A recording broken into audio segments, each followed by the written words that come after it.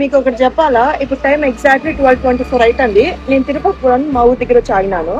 ఆగిన ఒక 5 minutes bus వచ్చింది, ఆర్డినరీ బస్. ఆపినా నాగలేదు. ఆ తర్వాత వెనకలు ఇంకోటి వచ్చింది. సో వాడు అందుకు ఆపలేదు ఉంటుంది, వీడు కూడా ఆపుతున్నారు. 2 ఆర్డినరీ బస్సులు ఖాళీగా పోతున్నాయి కానీ ఆపలేదు.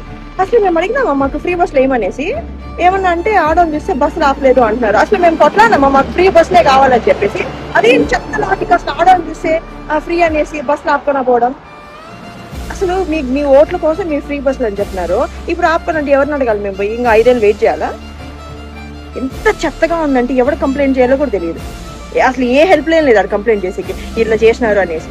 ఎవరికి చెప్పుకోవాలి? మేము చదువుకున్న వాళ్ళు ఇట్లుంటే చదువుకున్న వాళ్ళు ఏం చేయాలా? ఆడవాళ్ళు చూస్తే బస్సు ఆపుకున్న పోవడం ఏంటి? ఎంత దరిద్రమైన చెత్త రీజన్ తెలుసా అది.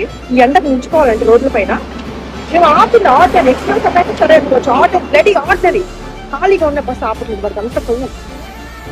మీరు ఎవరికి షేర్ చేయాలి చేయండి, లేకపోతే నాకేమైనా హెల్ప్ చేయాలి చేయండి. ఎవరికి ఎక్కడ కంప్లైంట్ చేయాలి?